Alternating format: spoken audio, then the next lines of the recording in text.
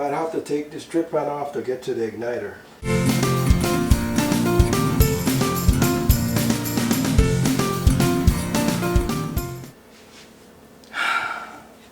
You guys, if you're familiar with my cooking show, The Bare Pantry Show, you know that this is a staple part of my show, alright? You can't have a cooking show and don't have a stove or a range. But I want to review this range because a lot of my viewers ask me, well, first of all, they compliment me and they go, what a beautiful range. I'd like to own one like that. Please tell me where you got it, what you paid for it. Don't buy. Go ahead. Sorry, baby. Go ahead. Don't buy it, folks. I go on YouTube, a lot of people complain about the stove. This guy said he just bought one 2 years ago and you got to fix it already. He gave away my whole video. I was going to say, should you buy it or not? You guys, well, just go ahead. Don't buy it. Don't buy it. So let's start at the beginning, Joe. Come on in for a second, baby. Right. So this is 2020 and I think we bought this range back in 2014. Something like that. I started to do the show in 2011 and I had an old white ugly, oh, it was ugly.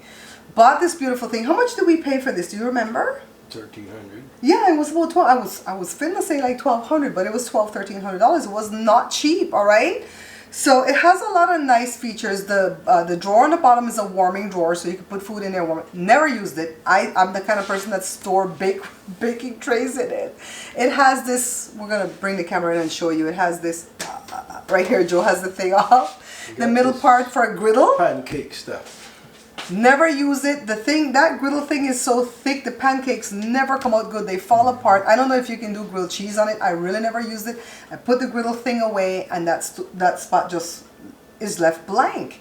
Alright, so let me tell you what I don't like about the stove. And I know this is just like the way they're built nowadays. Don't move, baby. I don't want to block you. Go here so we can see your pretty face. Okay. So this right here is a double burner. I love this because things cook fast on this. So it has the big ring and the small ring, right? This one back here is a little bitty one that you can saute on. Now the guy at the store, right, tried to tell me, oh, you can cook anything on that, even beans. The only thing you can heat up on that is some tomato sauce, okay? So I love this size burner. This is a smaller one yet. It's not as small as this, but I wish that even if they didn't give me a double burner, that all my burners could be the same size like stoves used to be. Who gave them the wise idea that we wanted all these type of burners that I can't control the fire myself? You know what I mean? I hate that about it. When I buy a new stove, I'm going to try to check real hard to see if I can get like the same size burners and a double. I love the double burner, okay?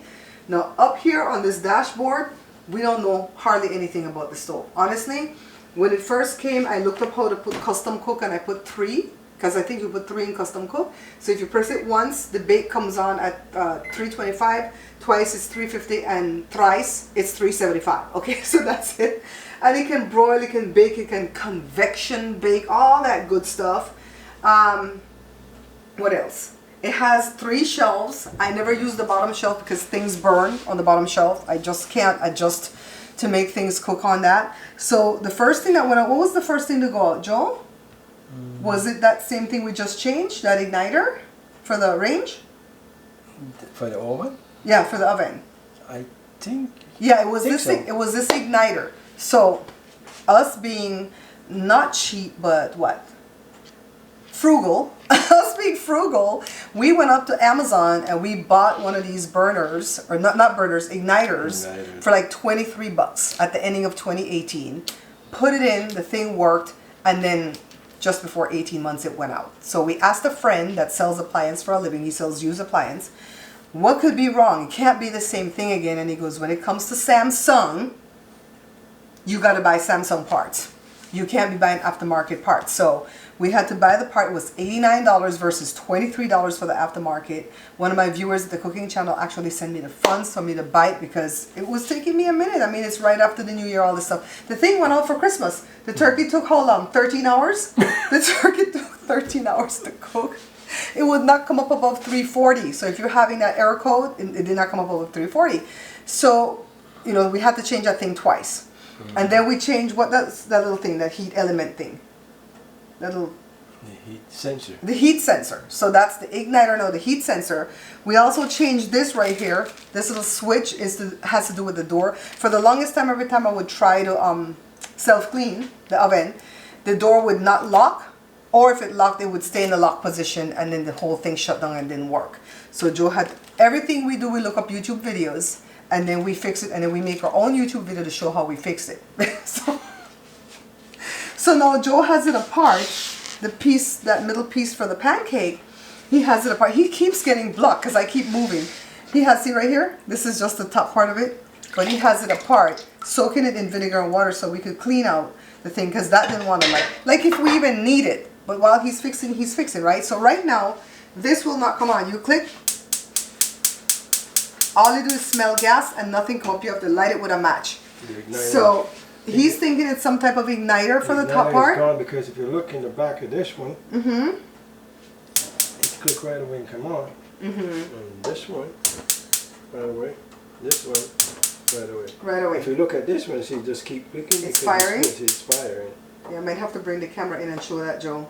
So I've been using the toaster oven for over a month to bake things for the show. How you gonna have a whole show with a beautiful stove like this and it doesn't work? My viewers have told me to contact Samsung and ask them to give me another appliance so that I can promote them. No.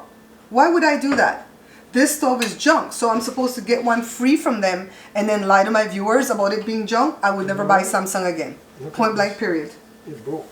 It's broken? Look at it, see? It broke off. Look at it, this and these are right up there, see? This one. So we're gonna have to buy that? Yeah, that was okay. So the fridge, what brand is the fridge? GE? That's a whole nother video. Alright? So I hope this helps you guys. If you're planning to buy a Samsung range like this, do not buy it. I would never go to Samsung and ask them to give me an appliance because I'm so burned out at this right now.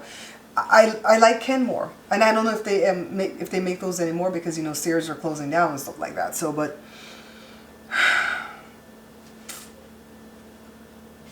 and folks, if you got to bring in the how do you call it? The technician. The technician. Joseph, the mechanic. If you got to, you got to bring in a technician to fix it. It's gonna cost you some money. Yeah. All these parts are like change.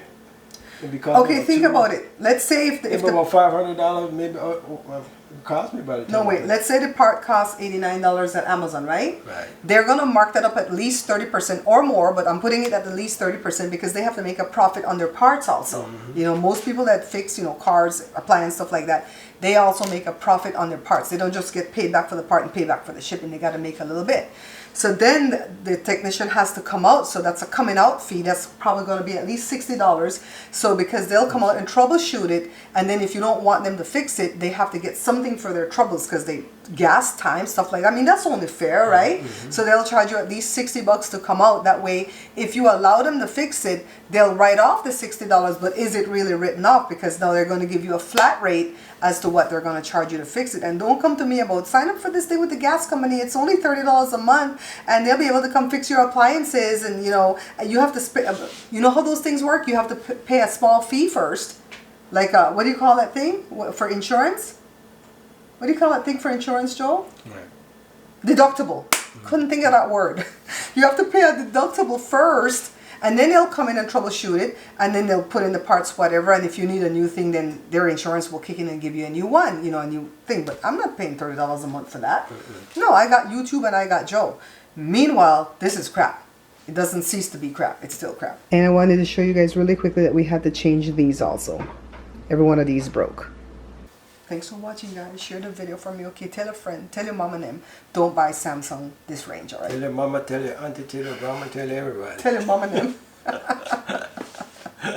Bye, folks.